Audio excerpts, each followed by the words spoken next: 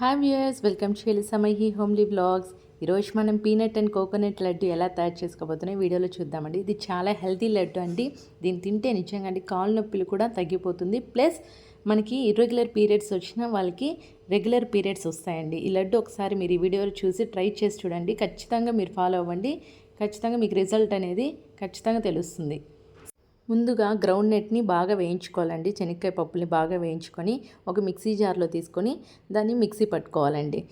నేనైతే 70% 100%లో 70% మిక్సీ అంటే పౌడర్గా చేసుకున్నాను. ఎక్కువగా మిక్స్ చేసేసినాం అనుకో స్మూత్గా వద్దండి, గరుగ్గా చేసుకోండి. లడ్డు తినడానికి చాలా టేస్టీగా ఉంటుంది. వీడియోలో ఎలాగైతే చూపిస్తున్నానో అలాగే ట్రై చేయండి ఖచ్చితంగా. అలాగే ఇందులో డ్రై కోకోనట్ అంటే ఎండు కొబ్బరిని వేసి కూడా అలాగే మిక్సీకి పట్టుకోవాలి. దాన్ని కూడా ఆ బౌల్లోకే వేసుకోవాలి. అలాగే నెక్స్ట్ వచ్చి సిసిమీ సీడ్స్ అండి, నువ్వులు కూడా బాగా మిక్సీకి పట్టుకోవాలండి. మిక్సీకి పట్టుకొని దీంట్లో బౌల్లోకి వేసుకోవాలి. తర్వాత జాగ్రీ అండి, తీపికి సరిపడ్డా. మీకు కొంతమంది ఎక్కువ స్వీట్ లైక్ చేసేవాళ్ళు జాగ్రీ ఎక్కువ వేసుకోండి. లైట్ స్వీట్ తినే వాళ్ళైతే కొద్ది తక్కువే జాగ్రీ వేసుకోండి. దాన్ని మిక్సీకి పట్టుకొని సేమ్ ఆ బౌల్లోనేకి మిక్స్ చేసి వేసేసుకోవాలండి.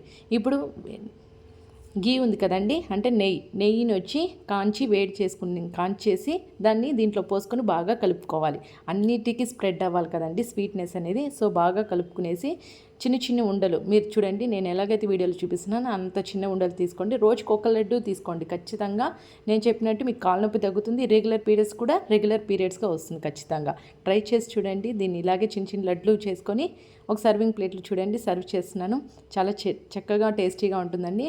మీరు కూడా ట్రై చేయండి. స్టోరేజ్ కంటైనర్ బాక్స్లో స్టోర్ చేసుకోండి.